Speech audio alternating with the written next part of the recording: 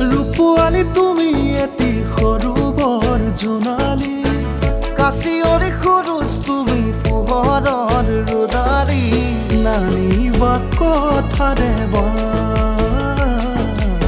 এনেই উৰণীয়া উপমা উপমা আৰু নাপালো বিচাৰি,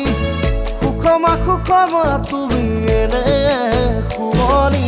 তেনেকৈ নকবাচোন লাজে আহিয়া বৰেচোন, ৰাখিবা